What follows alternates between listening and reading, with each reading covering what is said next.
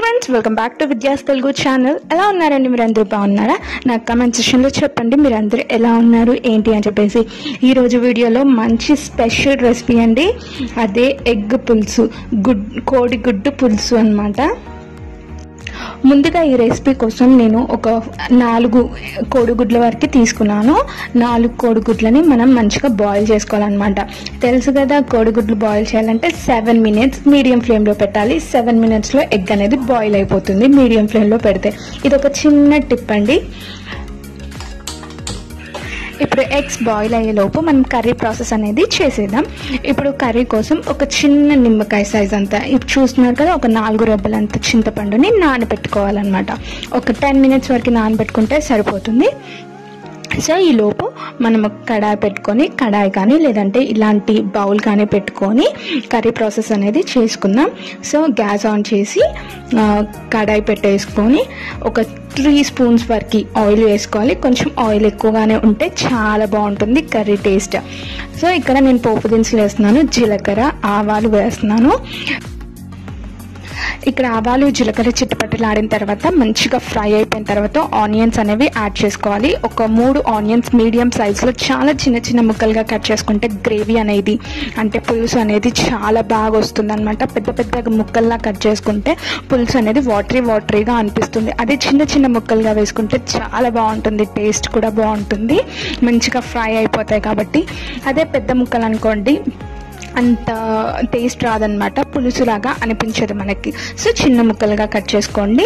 ఇప్పుడు కరివేపాకు, కొద్దిగంత పసుపు, ఒక 1/2 టీ స్పూన్ అంత పసుపు యాడ్ చేసుకొని మంచిగా ఫ్రై చేసేసుకోండి. మంచిగా ఫ్రై అయిపోయిన తర్వాత ఇప్పుడు 1 టేబుల్ స్పూన్ వరకు అల్లం వెల్లుల్లి పేస్ట్ కూడా యాడ్ చేసేసుకొని మంచిగా ఫ్రై చేసేసుకోవాలి.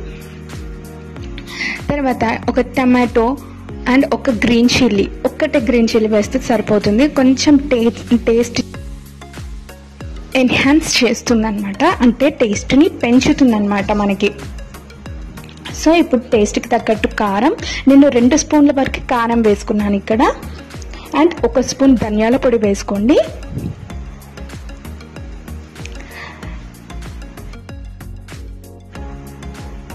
మంచిగా కలిపేసుకున్న తర్వాత ఇప్పుడు కొద్దిగంత 1/2 టేబుల్ స్పూన్ వరకు మెంతులు కూడా యాడ్ చేసుకోండి.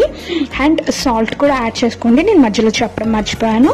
అండ్ ఇక్కడ మనకి సీక్రెట్ ఏంటంటే మెంతుల పొడేనండి సీక్రెట్. ఇందాక నానబెట్టుకున్న చింతపండు గుజ్జు కూడా వేసుకోవాలి, యాడ్ చేసుకోవాలి.